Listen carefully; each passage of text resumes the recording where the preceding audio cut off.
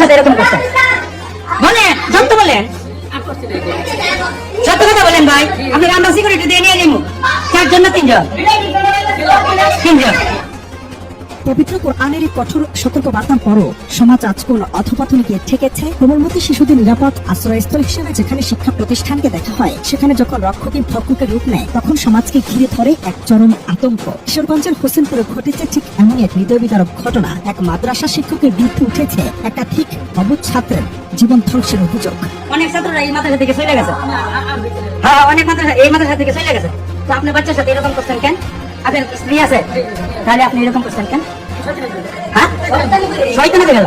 ঘটনার প্রেক্ষাপট কিশোরগঞ্জের হোসেনপুর উপজেলার সিদ্ধেশ্বরী গোডাউন মোড় এলাকায় অভিযোগ উঠেছে সেখানকার এক মাদ্রাসা শিক্ষক দীর্ঘদিন ধরে গোপনে তার একাধিক খুদের ছাত্রের উপর অমানবিক ও অনৈতিক নির্যাতন চালিয়ে আসছিলেন। এতদিন ভয়ে বা লজ্জায় শিশুরা মুখ না খুললেও সম্প্রতি বিষয়টি অভিভাবকদের কান পর্যন্ত পৌঁছায়। অবুঝ শিশুদের উপর এমন নির্মম অত্যাচারের সত্যতা প্রকাশ্যে আসতেই পুরো এলাকায় ছড়িয়ে পড়ে তীব্র ক্ষোভ ও চরম উত্তেজনা।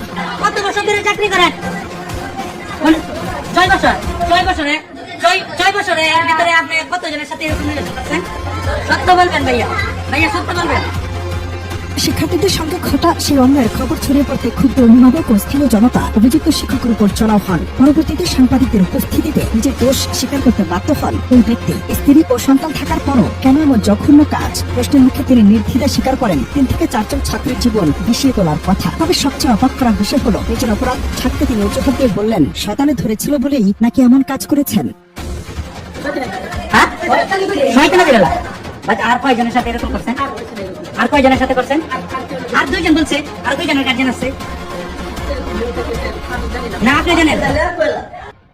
অপরাধ করে শয়তানের কাঁধে দোষ চাপিয়ে পার পাওয়ার এই প্রবণতা নাকি মানসিক বিকারগ্রস্ততা। অবুঝ শিক্ষার্থীদের উপর এই ধরনের অপরাধ সমাজে যে স্থায়ী ক্ষতি তৈরি করছে, তার বিচার কিভাবে হবে? অভিভাবকরা বলছেন কেবল লোক দেখানো ক্ষমা নয়, কঠোর আইনানুগ শাস্তি পারে এমন অপরাধের দৃষ্টান্ত স্থাপন করতে।